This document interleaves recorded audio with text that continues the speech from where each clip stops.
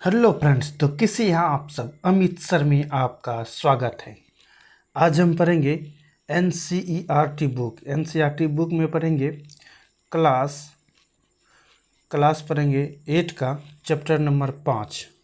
क्या पढ़ेंगे? हिस्ट्री में चैप्टर नंबर 5 पढ़ेंगे। जब जनता बगावत करती है 1857 और उसके बाद। शीर्षक क्या है? जब जनता बगावत करती है 1857 और उसके बाद। ये जो चित्र है, चित्र 1 देखिए। सिपाही और किसान विद्रोह के लिए ताकत जुटाते हुए यह विद्रोह 1857 ईस्वी में उत्तर भारत के मैदानी क्षेत्र में जो कि फैल गया था। ये उत्तर भारत के मैदानी क्षेत्र में बगावत जो कि पूर्ण तरह से फैल गया था। नीतियाँ और लोग के बारे में चलिए देखते हैं। पिछले अध्याय में यानी कि पिछले क्लास में आपने ईस्ट इंडिया कंपनी की नीतियों और जनता पर उसके प्रभाव के बारे में पढ़ा। पिछले अध्याय में यानी कि पिछले चैप्टर में, यदि पिछले चैप्टर नहीं देखे हैं तो जाके देख लीजिए। आपने ईस्ट इंडिया कंपनी की नीतियों और जनता पर उसके प्रभाव के बारे में पढ़ा। इन नीतियों से राजाओं, रानियों, किसानों, जमींदारों, आदिवासियों, सिपाहियों सब पर तरह तरह के असर पड़े हैं। सब पर जो है कि तरह तरह के विभिन्न प्रकार के इफेक्ट पर यानी कि असर पड़े हैं।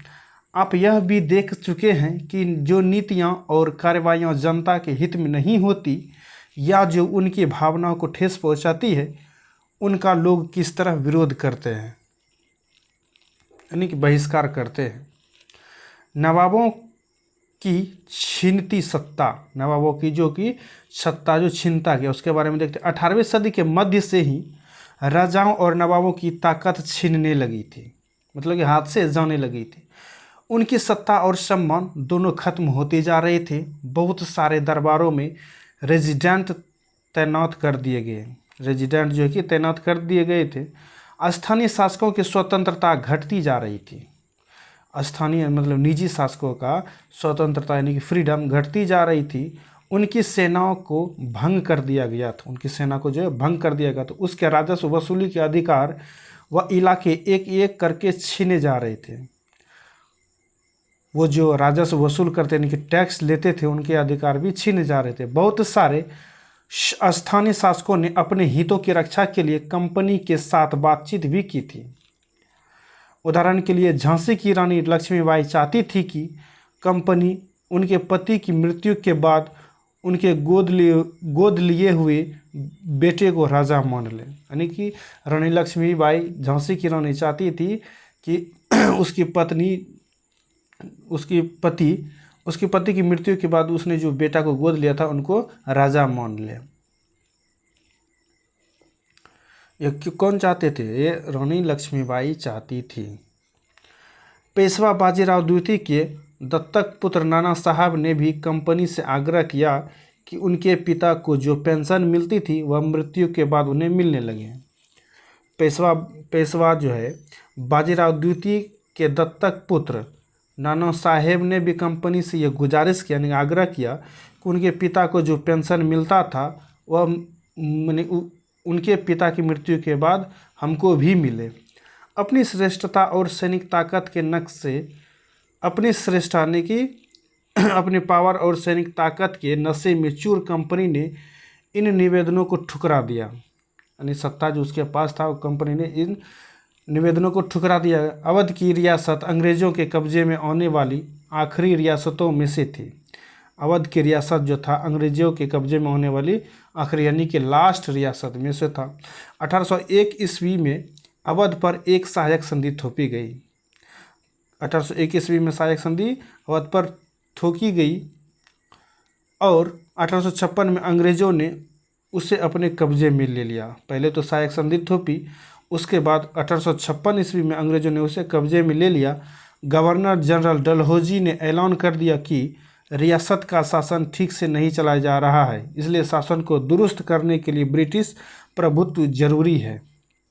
शासन को चलाने के लिए जो राजा है वो योग्य नहीं है, इसलिए ब्रिटिश शासन जो है कि उस पर कब्जा कर रही है। कंपनी ने मुगलों के शासन को खत्म करने की भी पूरी योजना बना ली थी। कंपनी ने जो है मुगल के शासन को ख़त्म करने की भी पूरी योजना बना ली थी। कंपनी द्वारा जारी किए गए सिक्कों पर से मुगल बादशाह का नाम हटा दिया गया। कंपनी द्वारा, जो ईस्ट इंडिया कंपनी थी, उसके द्वारा जारी किए गए सिक्कों पर से मुगल बादशाह का जो नाम था वो हटा दिया गया।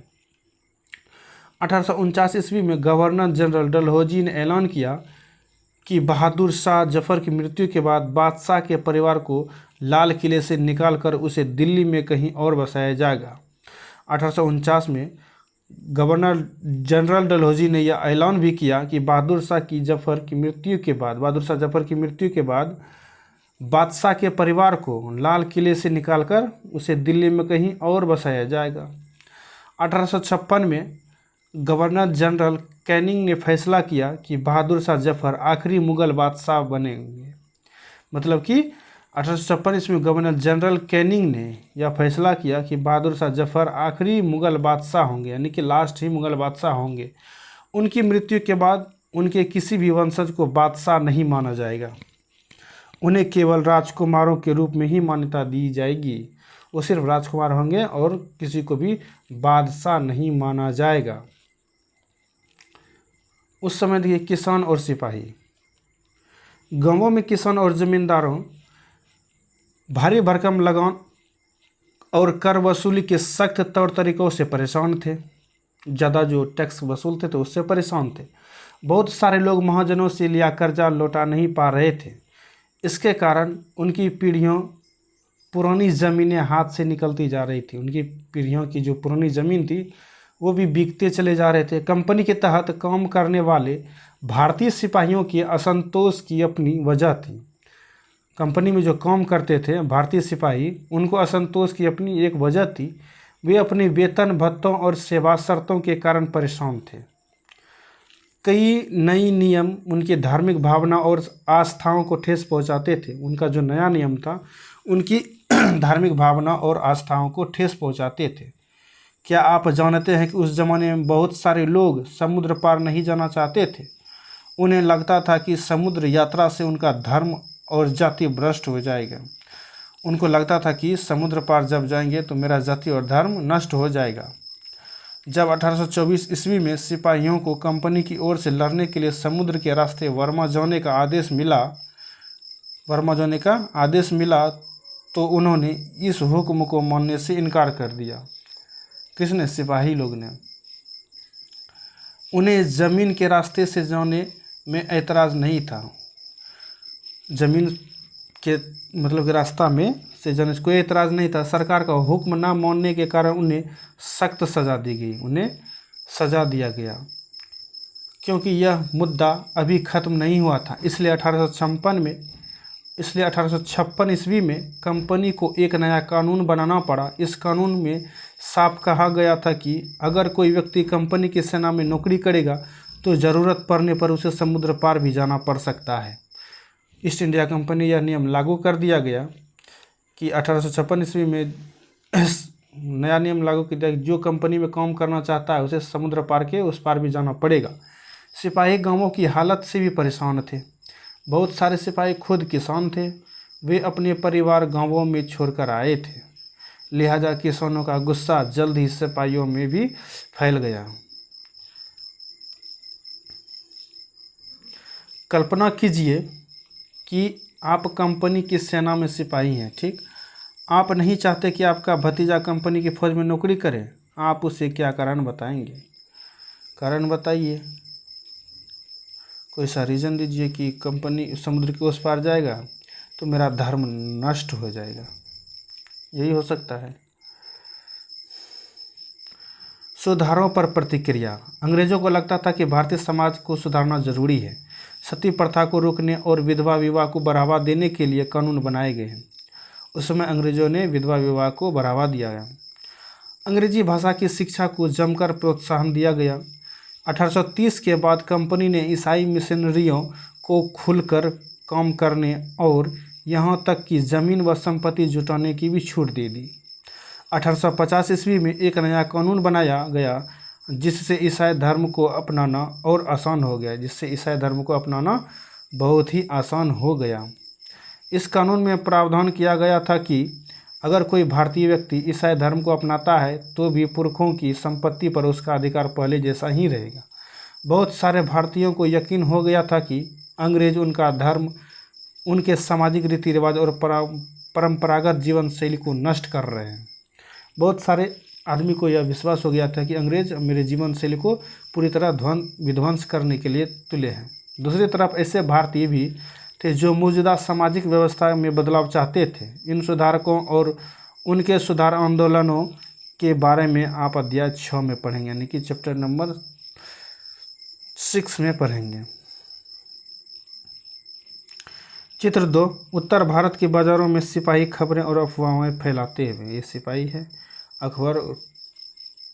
खबर जैसी अफवाहों को फैलाते हुए। जनता की नज़र से उस जमाने में लोग अंग्रेज शासन के बारे में क्या क्या सोच रहे थे, इसका जायजा लेने के लिए आप स्रोत 1 और 2 को पढ़ें।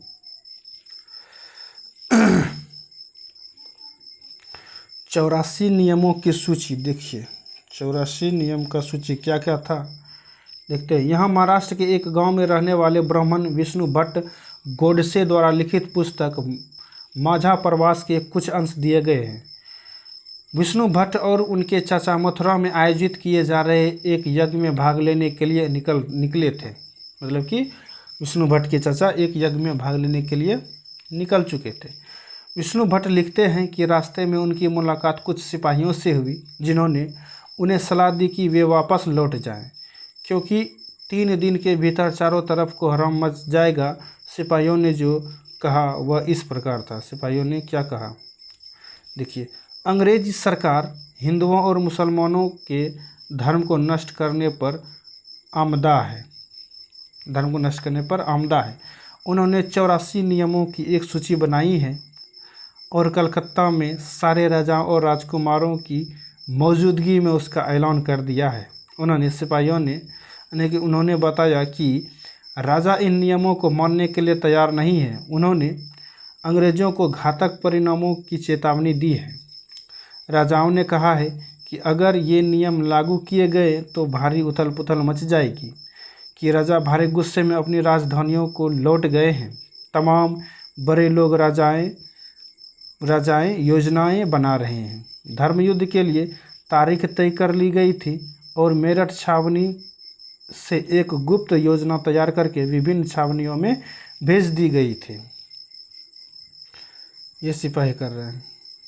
विष्णु भट्ट गोडसे माझा प्रवास पृष्ठ 23 से 24 में इसको लिया गया है। उसके बाद कहते हैं, जल्द ही हर टुकड़ी में उत्तेजना छा गई। उस दौर की एक और झलक सूबेदार सीताराम पांडे के संस्मरणों में मिलती है। सीताराम पांडे को 1812 ईस्वी में बंगाल के नेटिव आर्मी में सिपाही के तौर पर भर्ती किया गया था। 1812 ईस्वी में बंगाल के नेटिव आर्मी में सिपाही के तौर पर किसको भर्ती किया गया था? सीताराम पांडे को। उन्होंने 48 साल तक नौकरी की और 1860 ईस्वी में वे सेवानिवृत्ति हो गए। उन्होंने बगावत को दबाने में अंग्रेज़ों की मदद की, बहुत सारे मदद की। बगावत को दबाने के लिए अंग्रेज़ों को बहुत मदद किया। हालांकि उनका बेटा भी विद्रोहियों के साथ था। उनका बेटा भी अंग्रेज़ों का विद्रोही जो था उनके साथ था और अंग्रेज़ों ने उसे सीताराम की आंखों के सामने ही मार डाला था। अपनी सेवानिवृत्ति के बाद उनके कमान अफसर नॉरगेट ने उन्हें अपने संस्मरण लिखने के लिए प्रेरित किया। सीताराम ने 1861 ईस्वी में अवधी भाषा में अपने संस्मरण लिखे, जिनका नॉरगेट ने अंग्रेजी में अनुवाद किया। नॉरगेट ने जो है कि अंग्रेजी में अनुवाद किया और फ्रॉम सिपाही टू सूबेदार यानी कि सिपाही से सूबेदार तक के नाम से प्रकाशित करवाया। सीताराम पांडे के संस्मरणों का एक अंश इस प्रकार था। उनका संस्मरण जो है कि इस प्रकार है, देखिए। मेरा मानना है कि अवध पर हुए कब्जे से सिपाहियों के भीतर गहरा अविश्वास भर गया था और वे सरकार के खिलाफ साजिशें रचने लगे थे। अवध के नवाब और दिल्ली बादशाह के नुमाइंदों की सेना की कब्ज सेना की नब्ज जानने के लिए पूरे भारत में भेज दिया गया। उन्होंने सिपाहियों की भावनाओं को और हवा दी, मतलब कि उछाल दिया। उन्होंने सिपाहियों को बताया कि विदेशियों ने बादशाह के साथ कितना बड़ा धोखा किया। उन्होंने 1000 झूठ गढ़ डाले और सिपाहियों को अपने मालिकों अंग्रेज़ों के खिलाफ बगावत करने के लिए उकसाया। उन्होंने कि अंग्रेज़ों के खिलाफ जो है बगावत करने के लिए उकसाया, ताकि दिल्ली में बादशाह को दोबारा गद्दी पर बैठाया जा सके। उनकी दलील थी कि अगर सिपाही मिलकर काम करे और इन सुझावों पर अमल करे तो सेना ऐसा ही कर सकती है, सेना ऐसा कर सकती है। ये देखिए चित्र 3। मेरठ में विद्रोही सिपाही अफसरों पर हमला करते हैं, उनके घरों में घुस जाते हैं और इमारतों में आग लगा देते हैं। ये देखिए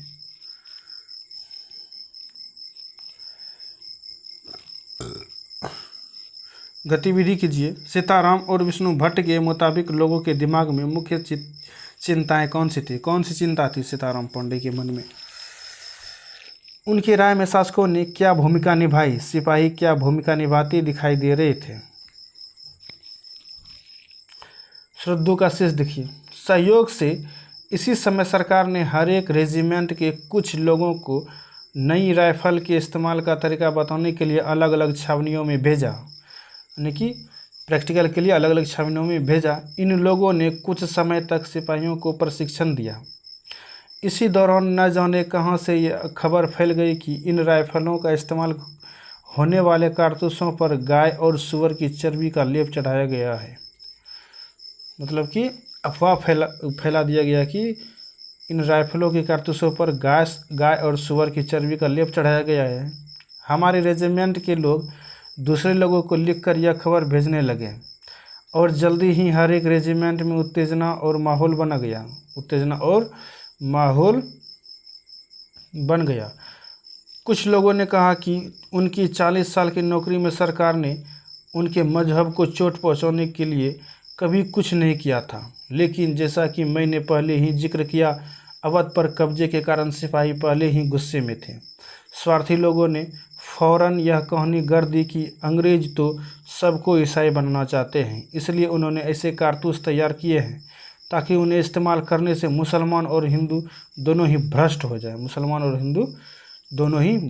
जाएं। कर्नल साहब का मानना था कि यह बेचैनी जो उन्हें भी साफ दिखाई दे रही थी, इस बार भी अपने आप खत्म हो जाएगी और उन्होंने मुझे घर चले जाने की हिदायत दी। सीताराम पांडे फ्रॉम सिपाही टू सूबेदार, पृष्ठ संख्या 162 से 63 का ये हिस्सा है।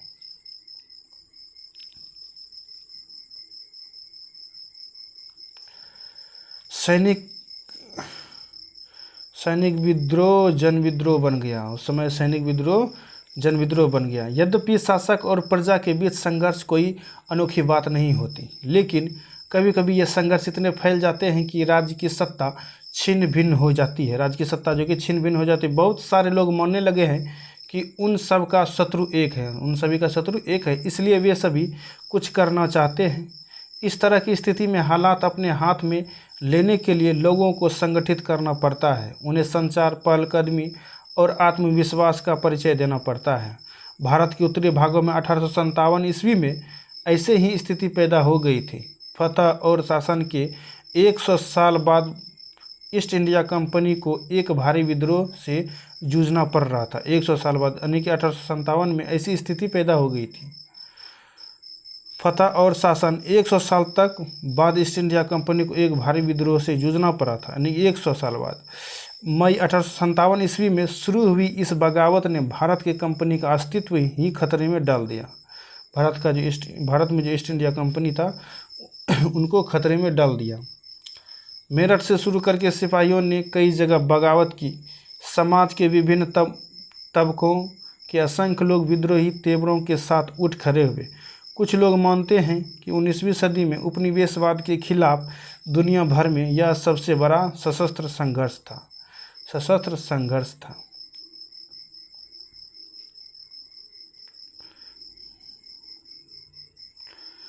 चित्र 4। कैलेवरी लाइनों में युद्ध 3 जुलाई 1857 ईस्वी को 3,000 से ज़्यादा विद्रोही बरेली से दिल्ली आ पहुँचे। उन्होंने यमुना पार किया और ब्रिटिश के कैवेलरी चौकियों पर धावा बोल दिया। यह युद्ध पूरी रात चलता रहा। ये देखिए,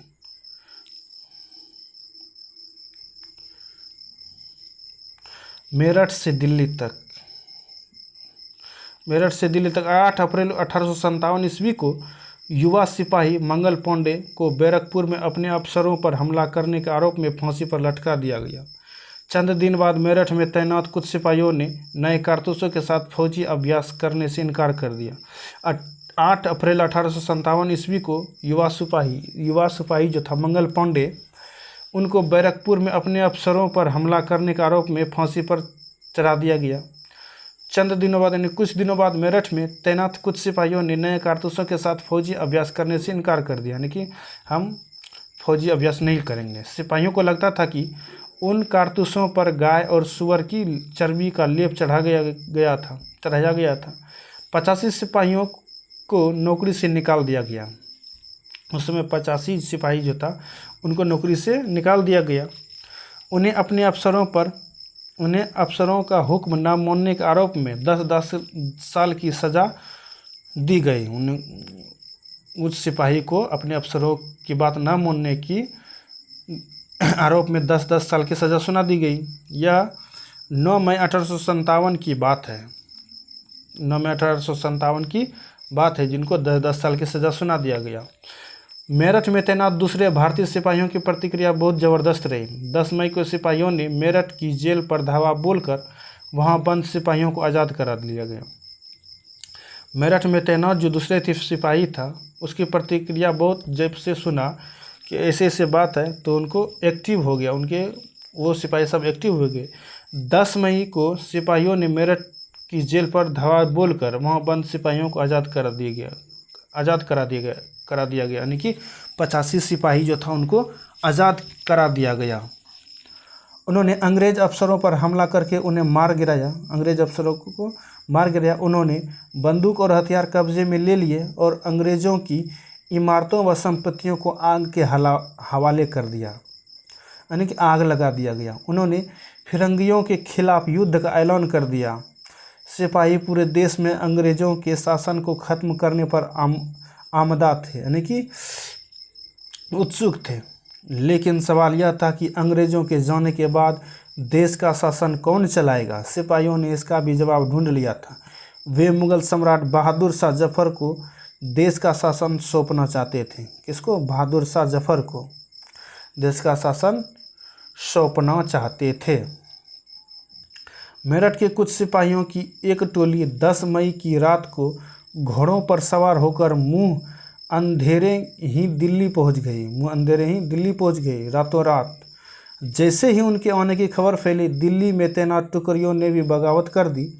यहाँ भी अंग्रेज अफसर मारे गए। देसी सिपाहियों ने हथियार व गोला बारूद कब्जे में ले लिया और इमारतों को आग लगा दी। वहाँ का जो इमारत था उनको आग लगा दिया गया। विजयी सिपाही लाल किले की दीवारों के आसपास जमा हो गए। वे बादशाह से मिलना चाहते थे। बादशाह अंग्रेज़ों की भारी ताकत से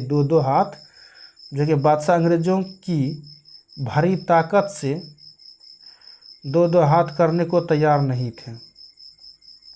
बादशाह जो था अंग्रेज़ों की ताकत से लड़ने के लिए तैयार नहीं थी, लेकिन सिपाही भी अड़े रहे। आखिरकार वे जबरन महल में घुस गए और उन्होंने बहादुर शाह जफ़र को अपना नेता घोषित कर दिया।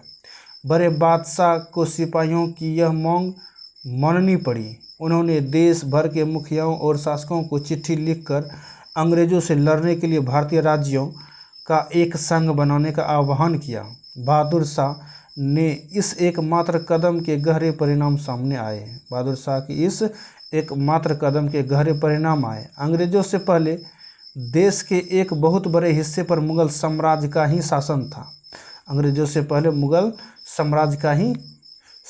जब अंग्रेज से पहले शासन था।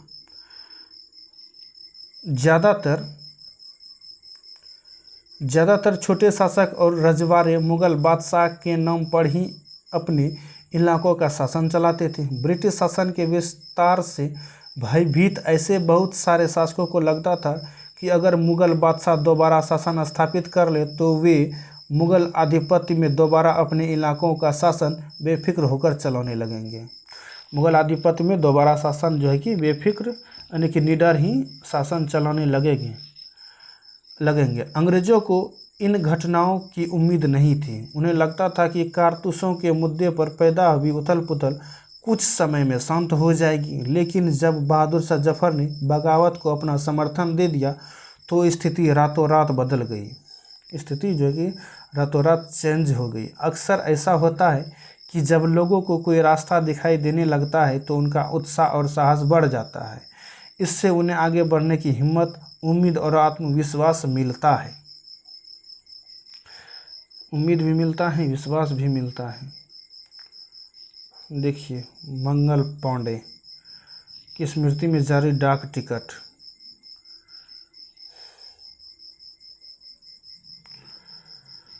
फिरंगी किसे कहते हैं? विदेशी। इस शब्द में अपमान का भाव आता है। फिरंगी में अपमान का भाव आता है। ये देखिए, बहादुर शाह जफर, नाना साहेब। बगावत फैलने लगी। बगावत फैलने लगी। जब दिल्ली से अंग्रेज के पैर उखड़ गए तो लगभग एक हफ्ते तक कहीं कोई विद्रोह नहीं हुआ। जब दिल्ली से अंग्रेज के पैर में उखड़ गए मतलब कि पैर हिल गए तो लगभग एक हफ्ते तक कोई विद्रोह नहीं हुआ। जाहिर है कि खबर फैलने में भी कुछ समय तो लगना ही था, लेकिन फिर तो विद्रोहों का सिलसिला ही शुरू हो गया। एक के बाद एक हर रेजिमेंट में सिपाहियों ने विद्रोह कर दिया और वे दिल्ली, कानपुर व लखनऊ जैसे मुख्य बिंदुओं पर दूसरी टुकड़ियों का साथ देने को निकल पड़े। उनकी देखा देखी कस्बों और गांवों के लोगों ने भी बगावत के रास्ते पर चलने लगे। वे स्थानीय नेताओं, जमींदारों और मुखियाओं के पीछे संगठित हो गए। ये लोग अपनी सत्ता स्थापित करने और अंग्रेज़ों से लोहा लेने को तैयार थे, यानी कि अंग्रेज़ों के विरुद्ध लोहा लेने को तैयार थे। स्वर्गीय पेशवा बाजीराव के दत्तक पुत्र नाना साहेब कानपुर के पास रहते थे। कहाँ रहते थे? कानपुर के पास रहते थे। उन्होंने सेना इकट्ठा की और ब्रिटिश सैनिकों को शहर से खदेड़ दिया। उन्होंने खुद को पेशवा घोषित कर दिया। उन्होंने ऐलान किया कि वह बादशाह बहादुर शाह जफर के तहत गवर्नर हैं। बहादुर शाह जफर के तहत वो क्या है? गवर्नर हैं। लखनऊ की गद्दी से हटा दिए गए नवाब वाजिद अली शाह के बेटे बिरजिस कद्र को नया नवाब घोषित कर दिया गया। वहाँ का नवाब जो ब्रिटिश था उसको हटाकर बिरजिस कद्र को नवाब घोषित कर दिया गया। बिरजिस कद्र ने भी बहादुर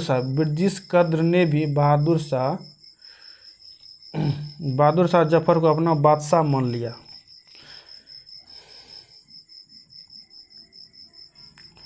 ये देखिए चित्र 8, ये चित्र 8 है। जैसे जैसे विद्रोह फैला, छावनियों में अंग्रेज अफसरों को मारा जाने लगा। छावनी में विद्रोह जब फैला तो वहाँ जो छावनी था वहाँ पर अंग्रेज अफसरों को मारा जाने लगा।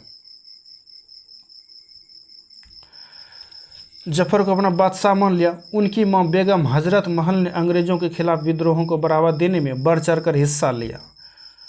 झांसी में रानी लक्ष्मीबाई भी विद्रोही सिपाहियों के साथ जा मिली। झांसी में रानी लक्ष्मीबाई जो था वो भी विद्रोही सिपाही के साथ जाकर मिल गई। उन्होंने नाना साहेब के सेनापति तांतिया टोपे के साथ मिलकर अंग्रेज़ों को भारी चुनौती दी।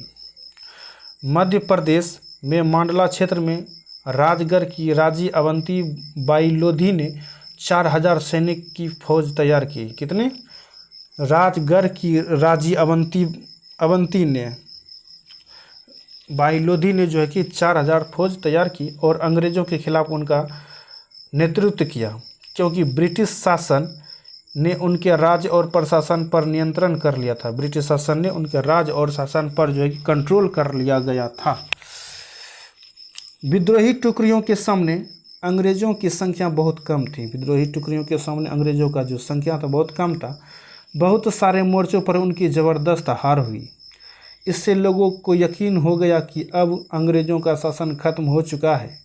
अब लोगों को विद्रोह में कूद पड़ने का गहरा आत्मविश्वास जो है कि मिल गया था कि हम बगावत ही करेंगे।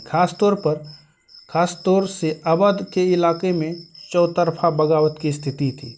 6 अगस्त 1857 ईस्वी को लेफ्टिनेंट कर्नल टाइटलर ने अपने कमांडर इन चीफ को टेलीग्राम भेजा, यानी कि 6 अगस्त 1857 ईस्वी को लेफ्टिनेंट कर्नल टाइटलर ने अपने कमांडर इन चीफ को टेलीग्राम यानी कि पत्र भेजा, जिसमें उसने अंग्रेज़ों के भय को व्यक्त किया था। हमारे लोग विरोधियों की संख्या और लगातार लड़ाई से थक गए हैं। एक एक गांव हमारे खिलाफ है, ज़मींदार भी हमारे खिलाफ खड़े हो रहे हैं। इस दौरान बहुत सारे महत्वपूर्ण नेता सामने आए। उदाहरण के लिए फैजाबाद के मौलवी अहमदुल्ला शाह ने भविष्यवाणी कर दी कि अंग्रेज़ों का शासन जल्द ही खत्म हो जाएगा। वह समझ चुके थे कि जनता क्या चाहती है। इसी आधार पर उन्होंने अपने समर्थकों की एक विशाल संख्या जुटा ली। अपने समर्थकों की एक विशाल संख्या एकजुट कर लिया। अपने समर्थकों के साथ वे भी अंग्रेज़ों से लड़ने लखनऊ जा पहुँचे। दिल्ली में अंग्रेज़ों का सफाया करने के लिए बहुत सारे गाजी यानी कि धर्म योद्धा इकट्ठा हो गए। गाजी यानी कि धर्म योद्धा को कहते हैं, इकट्ठा हो गए। बरेली के सिपाही बख्त खान ने लड़ाकों का एक विशाल टुकड़ी के साथ दिल्ली की ओर कूच कर दिया। बरेली के सिपाही जो था बख्त खान ने लड़ाकों की एक विशाल टुकड़ी तैयार की और उसके साथ दिल्ली की ओर कूच कर दिया। वह इस बगावत में एक मुख्य व्यक्ति साबित हुए। बिहार के एक पुराने जमींदार कुंवर सिंह ने भी विद्रोही सिपाहियों का साथ दिया और महीनों तक अंग्रेज़ों से लड़ाई लड़ी। वीर कुंवर सिंह भी महीनों तक लड़ाई लड़ी। किससे? अंग्रेज़ों से। तमाम इलाकों के नेता और लड़ाके इस युद्ध में हिस्सा ले रहे थे। नेता भी इस युद्ध में जो कि हिस्सा ले रहे थे। एक गतिविधि आता है। गतिविधि एक मुगल सम्राट विद्रोहियों का समर्थन करने के लिए क्यों तैयार थे? विद्रोहियों का समर्थन करने के लिए मुगल सम्राट क्यों तैयार थे? सिपाहियों के प्रस्ताव को मानने से पहले उन्हें हालात का जो हिसाब लगाया होगा उसके बारे में एक अनुच्छेद लिखा, यानी कि नोट में लिखिए। रानी लक्ष्मीबाई, झांसी की रानी लक्ष्मीबाई देखिए। वीर कुंवर सिंह, ये है वीर कुंवर सिंह।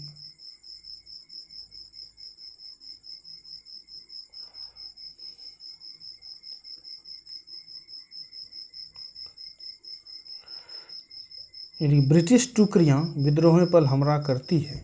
चित्र 11। ब्रिटिश टुकड़ियाँ जो है विद्रोहियों पर हमला करती है जिन्होंने दिल्ली के लाल किले यानी कि दाएं तथा सलीमगढ़ किले बाएं पर कब्जा किया हुआ था। ये देखिए।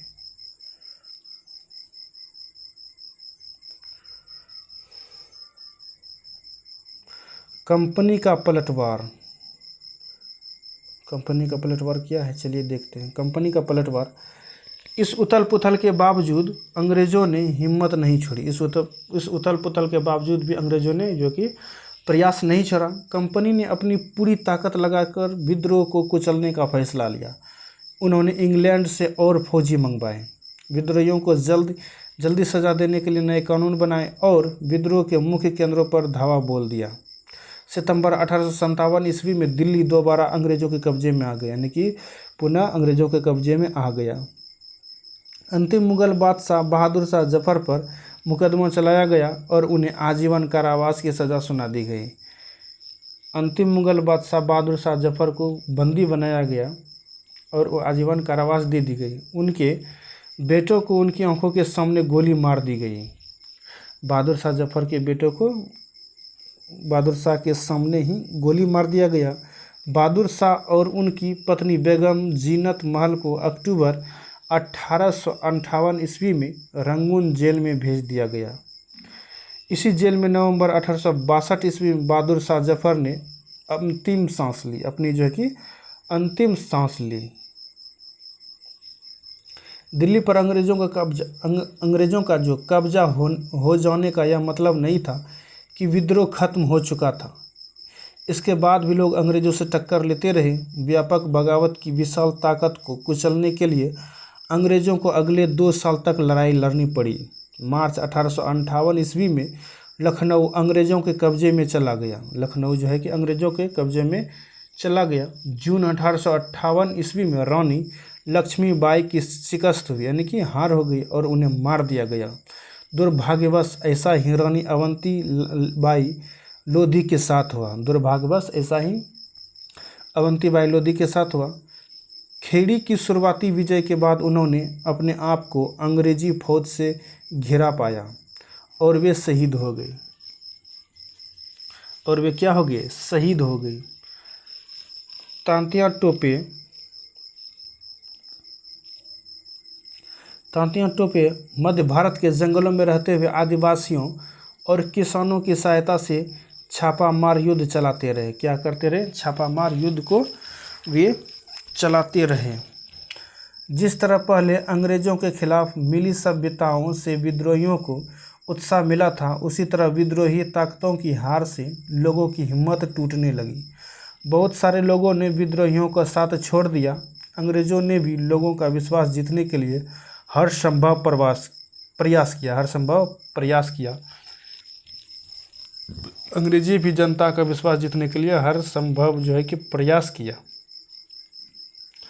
उन्होंने वफादार भूस्वामियों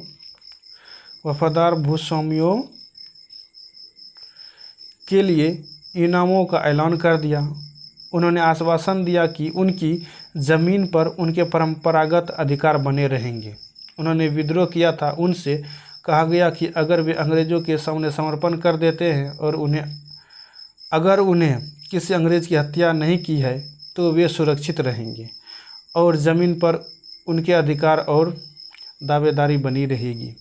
इसके बावजूद सैकड़ों सिपाहियों, विद्रोहियों, नवाबों और राजाओं पर मुकदमे चलाए गए और उन्हें फांसी पर लटका दिया गया। उसके बाद भी जो है कि फांसी पर लटका दिया गया।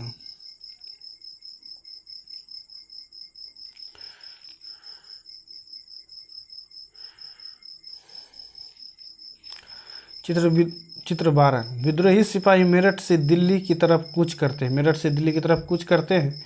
शुरू में अंग्रेजी सेनाओं को दिल्ली की भारी किलेबंदी को तोड़ने में बहुत मुश्किल हुई। 3 सितंबर 1857 को अंग्रेजी सेनाओं को और ज़्यादा हथियार, गोले आदि पहुंचाए गए। ये गाड़ियों पर लदे हुए थे जिन्हें हाथी खींच रहे थे और उनकी कतार 7 मील लंबी थी। इनकी कतार 7 मील भी लंबा था। ये देखिए तांतिया टोपे की स्मृति में जारी डाक टिकट।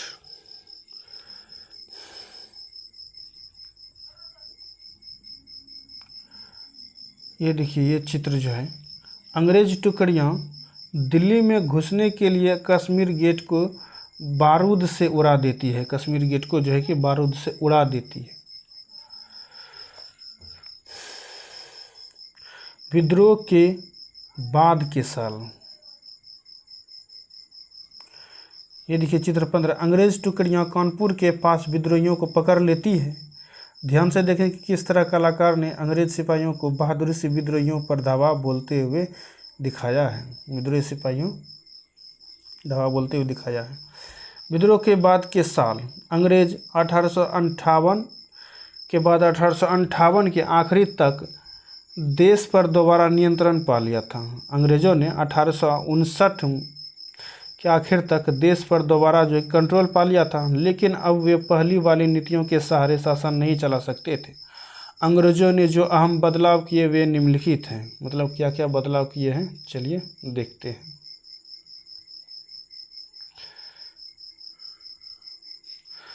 1. ब्रिटिश संसद ने 1858 में एक नया कानून पारित किया और ईस्ट इंडिया कंपनी के सारे अधिकार ब्रिटिश साम्राज्य के हाथों में सौंप दिए गए, ताकि भारतीय मामलों को बेहतर ढंग से संभाला जा सके। भारतीय मामलों को ज़्यादा बेहतर ढंग से जो है कि संभाला जा सके। ब्रिटिश मंत्रिमंडल के एक सदस्य को भारत मंत्री के रूप में नियुक्त किया गया। उसे भारत के शासन से संबंधित मामलों को संभालने का जिम्मा सौंपा गया।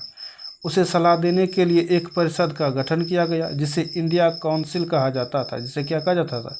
इंडिया काउंसिल कहा जाता था। भारत के गवर्नर जनरल को वायसरॉय का ओहदा दिया गया था। इस प्रकार उसे इंग्लैंड के राजा या रानी के निजी प्रतिनिधि घोषित कर दिया गया। फलस्वरूप अंग्रेज सरकार ने भारत के शासन की जिम्मेदारी सीधे अपने हाथों में ले ली। उस सरकार की जिम्मेदारी सारी अपने हाथों में ले लिया। दूसरा जो किया था, दूसरा बदलाव देखिए, देश के सभी शासकों को भरोसा दिया गया कि भविष्य में कभी भी उनके भूक्षेत्र पर कब्जा नहीं किया जाएगा। उन्हें अपनी रियासत अपने वंशजों यहाँ तक कि दत्तक पुत्रों को सौंपने की छूट दे दी गई है, लेकिन उन्हें इस बात के लिए प्रेरित किया गया कि वे ब्रिटेन की रानी को अपना आधिपत्य स्वीकार करें। ब्रिटेन की रानी का अपना अधिपति जो है कि स्वीकार करें। इस तरह भारतीय शासकों को ब्रिटिश साम्राज्य के अधीन शासन चलाने की छूट दी गई। तीसरा जो बदलाव था देखिए, सेना में भारतीय सिपाहियों का अनुपात कम करने और यूरोपीय सिपाहियों की संख्या बढ़ाने का फैसला लिया गया। सेना में भारतीय सिपाही को कम करने का बदलाव किया और यूरोप का सिपाही ज़्यादा रहेगा। यह भी तय किया गया कि अवध, बिहार, मध्य भारत और दक्षिण भारत से सिपाहियों को भर्ती करने की बजाय अब गोरखा, सिखों और पठानों में से ज़्यादा सिपाही भर्ती किए जाएंगे। अच्छा, यहाँ का सिपाही नहीं रहेगा, वो सभी दूसरी जगह का सिपाही रहेगा। चौथा, मुसलमानों की ज़मीन और संपत्ति बड़े पैमाने पर जब्त की गई। उन्हें संदेह व शत्रुता के भाव से देखा जाने लगा। अंग्रेज़ों को लगता था कि यह विद्रोह उन्होंने ही खड़ा किया था। पांचवा जो बदलाव था, अंग्रेज़ों ने फैसला किया कि वे भारत के लोगों के धर्म और सामाजिक रीति रिवाजों का सम्मान करेंगे। छठा जो बदलाव था, भूस्वामियों और जमींदारों की रक्षा करने तथा जमीन पर अधिकारों को स्थायित्व देने के लिए नीतियां बनाई गई। इस प्रकार 1857 के बाद इतिहास का एक नया चरण शुरू हुआ। इतिहास का एक नया चरण जो है कि शुरू हुआ। ये देखिए, विद्रोह के मुख्य केंद्र ये हैं, विद्रोह के अन्य केंद्र ये हैं। ये सभी अन्य केंद्र जबलपुर, सागर, नैनांग, नागौर, बनारस, दीनापुर, आजमगढ़, ये सभी अन्य केंद्र हैं। सुल्तानपुर, ये सब विद्रोह के अन्य केंद्र हैं। विद्रोह के जो मुख्य केंद्र कौन कौन से हैं? फैजाबाद हुआ, लखनऊ हुआ, कानपुर हुआ, झांसी हुआ, दिल्ली हुआ, मेरठ हुआ, बरेली हुआ। ये सभी जो है कि जो लाल से दिखाया गया वो मुख्य केंद्र था, विद्रोह के मुख्य, और ये सभी अन्य केंद्र था।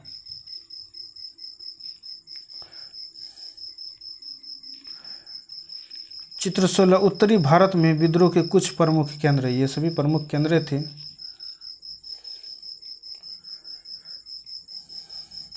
खुर्दा संग्राम एक केस स्टडी, खुर्दा संग्राम जो था एक केस स्टडी के बारे में दिया गया है। चलिए देखते हैं। खुर्दा संग्राम 1857 की घटना से बहुत पहले उसी प्रकार की एक घटना सन 1817 में खुर्दा नामक स्थान पर घटित हुई थी।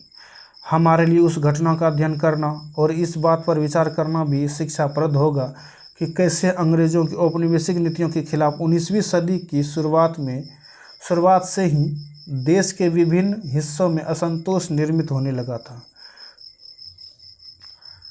मतलब कि 19वीं सदी की शुरुआत से ही देश में असंतोष निर्मित होने लगा था।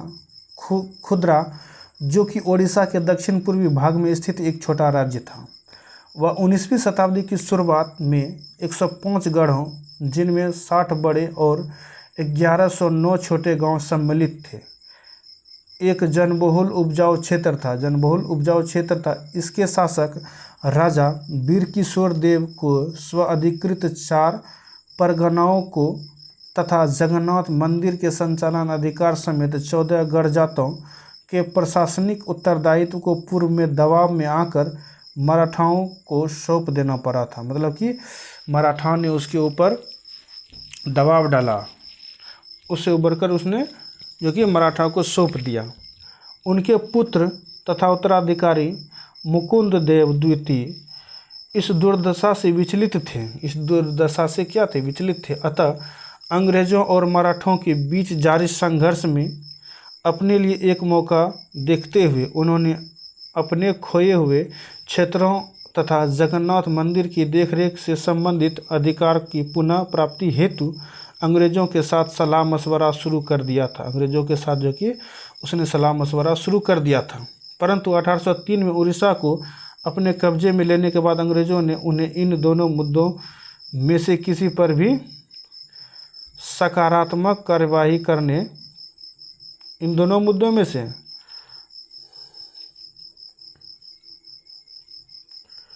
सकारात्मक कार्रवाई करने की दिशा में कोई रुचि नहीं दिखाई।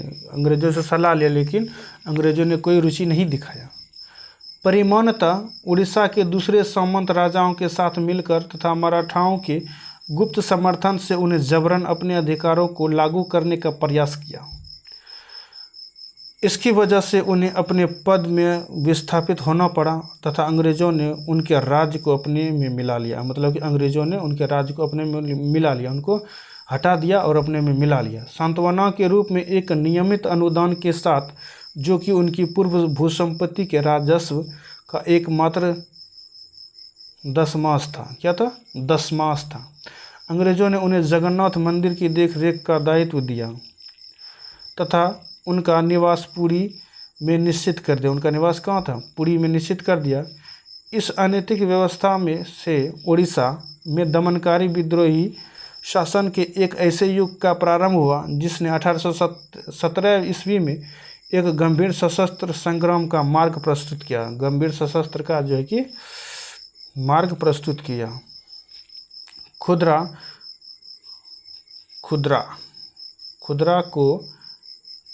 खुदरा को अपने अधीन करने के तुरंत बाद अंग्रेजों ने राजस्व यानी कि टैक्स निवृत्ति ज़मीन पर कर लगाने की नीति अपनाई। उन्होंने एक रूल बनाया। इसमें राज्य के पूर्व सैनिक वर्ग, जिन्हें पाइक के नाम से जाना जाता था, उनका जीवन बुरी तरह से प्रभावित हुआ। इस नीति के भयावहता, राजस्व की मांग में अनुचित वृद्धि और इस संग्रह के दमनकारी तरीकों से बढ़ गई थी। इस कार्यवाही के फलस्वरूप 1805 ईस्वी और 1817 ईस्वी के बीच में खुदरा से बड़े पैमाने पर लोग ज़मीन छोड़कर चले गए। ज़मीन को छोड़कर ही कहीं दूर चला गया। फिर भी अंग्रेज़ों ने अस्थायी बंदोबस्त के तहत राजस्व भुगतान की नीति को चालू रखा। फिर भी उन्होंने टैक्स को चालू रखा। जिसमें ज़मीन की उपजाऊ क्षमता तथा रेतों की भुगतान की क्षमता को अनदेखी करते हुए हर वर्ष राजस्व की मांग में वृद्धि की गई। मतलब कि हर साल टैक्स में बढ़ोतरी किया गया। इस बार इतना है, अगले बार इतना दीजिएगा, फिर उसके बाद इतना है। यहाँ तक कि प्राकृतिक आपदाओं के समय में भी कोई उदारता नहीं दिखाई, जो कि मानसूनी इफेक्टिव आता है, प्राकृतिक मौसमी चेंजेस जो आता है उसमें भी कोई उदारता नहीं दिखाया। जबकि उड़ीसा में ऐसी आपदाएं अक्सर आती ही रहती थीं। बकायेदारों को ज़मीन को षड्यंत्रकारी राजस्व अधिकारियों या फिर बंगाल के सट्टेबाजी को बेच दिया गया। बंगाल के सट्टेबाजी था, उनको जो कि बेच दिया गया। खुदरा के विस्थापित राजा का वंशानुगत सेनानायक जगबंधु विद्याधर महापात्र भ्रमरवर राय, जिन्हें लोग बक्सी जगबंधु के नाम से जानते थे, वह ऐसे बेदखल हुए ज़मींदारों में से एक था। व्यवहारिक रूप से वे एक भिखारी बन गए थे। क्या थे? बक्सी जगबंधु जो है कि एक भिखारी बन गए थे।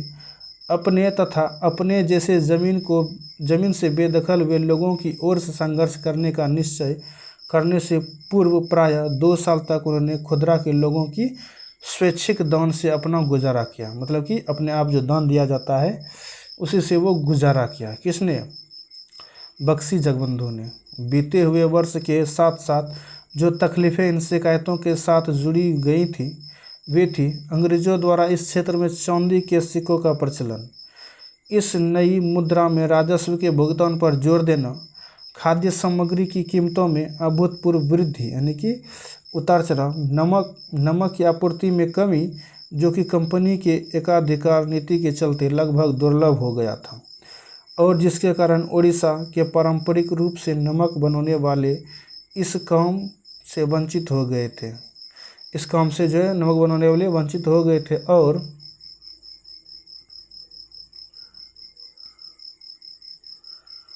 जो है और स्थानीय जमींदारियों की कलकत्ता में नीलामी, जिसके कारण ओडिशा में बंगाल की अनुपस्थित जमींदारों का आगमन हुआ, अनुपस्थित जमींदारों का फिर से आ गया। इसके अतिरिक्त असंवेदनशील तथा भ्रष्ट पुलिस प्रशासनिक व्यवस्था ने भी स्थिति की और दुष्कर बना दिया, जिसके चलते होने वाले सशस्त्र संग्राम ने और भयावह आकर धारण कर लिया। 29 मार्च 1817 को इस संग्राम की शुरुआत तब हो गई जब पाइकों ने बानपुर में स्थित पुलिस चौकी और अन्य सरकारी संस्थानों पर हमला कर दिया और 100 से अधिक लोगों की हत्या करने के साथ साथ सरकारी खजाने में से एक बड़ी रकम लेकर चले गए। शीघ्र ही खुदरा को केंद्र करते हुए इस घटना की लहर अलग अलग दिशाओं में फैल गई। खुर्दा में जो ये घटना हुई थी उसकी खबर सुनकर सभी अलग अलग क्षेत्रों में फैल गया। उत्साह से भरपूर जमींदार और रैयत पाइकों के साथ मिल गए, जो उनके साथ नहीं मिले उन्हें प्रताड़ित किया गया। एक कर मत दो अभियान भी शुरू किया गया। अंग्रेजों ने पाइकों को उनके जमे हुए स्थान से हटाने की कोशिश की परंतु असफल रहे, यानी कि विफल हो गए। 14 अप्रैल 1817 ईस्वी को बख्शी जगबंधु ने 5 से 10 हजार पाइकों और कंध जनजाति के योद्धाओं की अगवाई कर पुरी को कब्जे में ले लिया। उसने पुरी को कब्जे में ले लिया। किसने? बख्शी जगबंधु ने। और मुकुंद देव यानी कि द्वितीय को उनकी झिझक के बावजूद राजा घोषित कर दिया। जगन्नाथ मंदिर के पुजारियों ने भी पाइकों को अपना भरपूर समर्थन जो कि प्रदान किया। स्थिति को हाथ से निकलते हुए देख अंग्रेजों ने मार्शल लॉ लागू कर दिया। जल्द ही घोषित राजा पकड़े गए और उन्हें उनके पुत्र सहित कटक में कारावास दे दिया गया। अंग्रेजों ने पकड़कर उनको मतलब कि जेल में डाल दिया गया, यानी कि कारावास में डाल दिया गया। बख्शी ने अपने करीबी सहयोगी कृष्ण चंद्र भरमरवर राय के साथ मिलकर कटक और खुदरा के बीच यातायात के सारे माध्यम को काटने का उन्होंने पूर्णतः प्रयास किया। इसके साथ साथ संघर्ष ओडिशा के दक्षिण और उत्तर पश्चिमी हिस्से में फैल गया। परिणाम स्वरूप अंग्रेजों ने मेजर जनरल मार्सिनडल को पाइकों के चुंगल से पूरे क्षेत्र को मुक्त करवाने के लिए भेजा। उन्होंने फ्री करने के लिए भेजा तथा बख्शी जगबंधु और उनके साथियों को पकड़वाने के लिए पुरस्कार की भी घोषणा कर दी। किसने? अंग्रेजों ने। इस प्रकार जो सामाजिक कार्रवाई चली उसमें सैकड़ों पाइक मारे गए, मतलब कि सैकड़ों पाइक जो कि मारा गया। कई घने जंगलों में चले गए और अन्य सामूहिक क्षमा योजना के तहत अपने घरों में लौट गए। इस तरह से अंग्रेजों ने मई 1817 तक खुदरा के संग्राम को लगभग काबू में कर लिया। 1817 तक जो खुदरा के संग्राम को लगभग काबू में कर लिया गया। अब तक जो विद्रोही होता था सभी को वो अंग्रेज नियंत्रण में ही कर लेता था। देखिए, चाहे कितना भी वो विरोधी क्यों ना हो, उन सभी को हरा ही देता था। परंतु खुदरा के बाहरी क्षेत्रों में बख्शी जगबंधु ने कुजंग के राजा सहयोगी की मदद से और पाइकों के उनके प्रति अटूट निष्ठा के कारण इस संघर्ष को मई 1825 तक जारी रखा। कब तक जारी रखा? 1825 तक जारी रखा, जब उन्होंने अंग्रेजों के सामने आत्मसमर्पण कर दिया। इसके उपरांत अंग्रेजों ने खुदरा के लोगों के प्रति अपनी ओर से दयालु अनुग्रहित और सहनशीलता की नीति अपनाई, मतलब कि छूट अपनाई।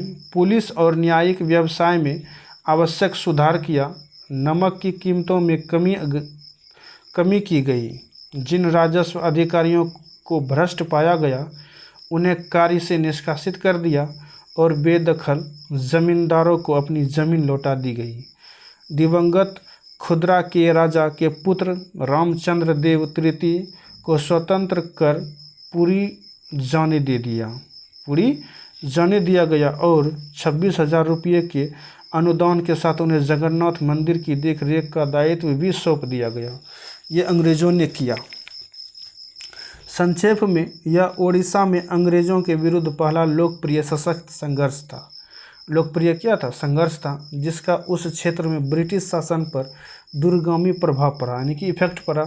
अतः इसे मात्र पाइक विद्रोह कहना इसे कमतर पर आंकना होगा। पाइक विद्रोह कमतर पर आंकना होगा।